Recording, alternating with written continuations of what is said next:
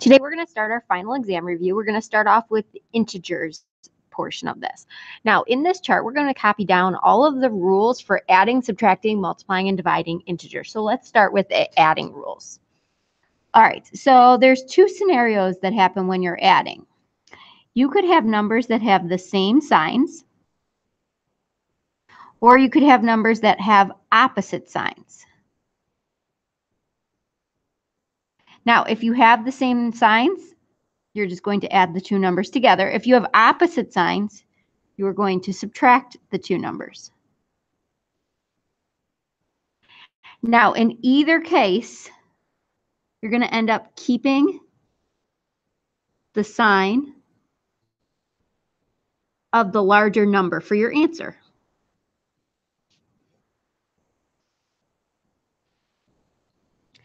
All right, for subtracting, we're going to do our leave, change rules. Now, once you do leave, change, you've actually changed so that you are adding. Once you're adding, you now can follow your adding rules, same signs or opposite signs. You can add, subtract, and then write the sign of the larger number. All right, for multiplication, we came up with the word spawn to help us remember how to multiply or divide. So we're going to write down that spawn stands for same signs, is a positive answer. So same, positive. Opposite signs give us a negative answer. O-N. All right, now for division, we're going to use the same exact rules, spawn.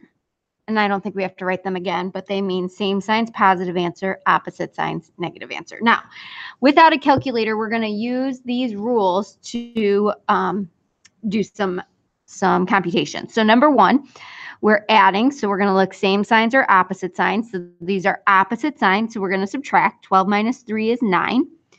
12 is bigger than 3. 12 is positive. So my answer is positive 9. Number two, we're multiplying. So 4 times 5 is 20. Opposite signs, negative answer.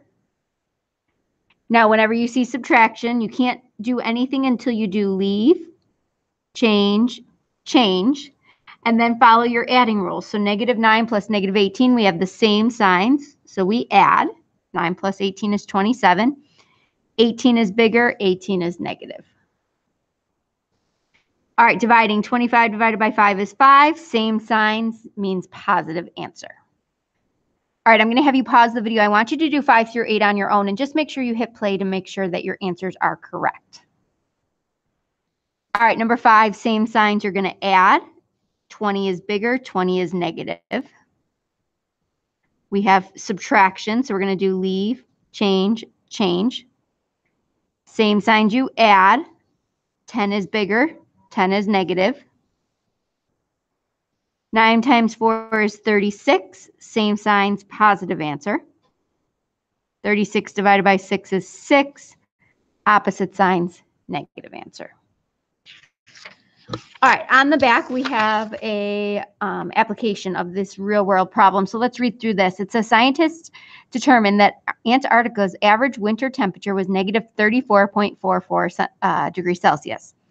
The difference between this temperature and the highest recorded temperature was 49.44.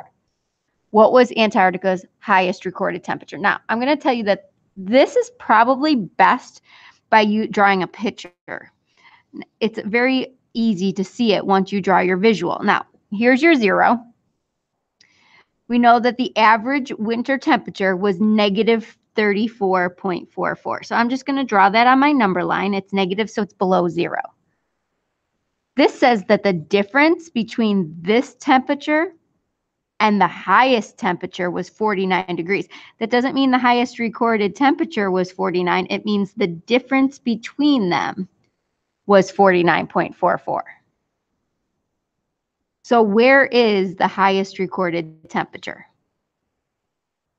Well, this space from 0 to 34.4 is 34.44. So we just need to know the difference between this number and 34.44. So I'm going to subtract.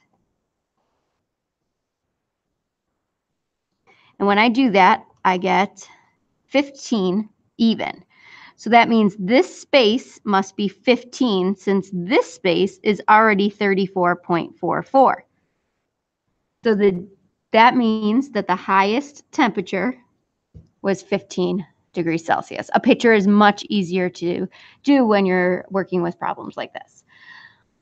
All right, so there is a problem set that follows this. I want you to keep practicing those integer rules at home.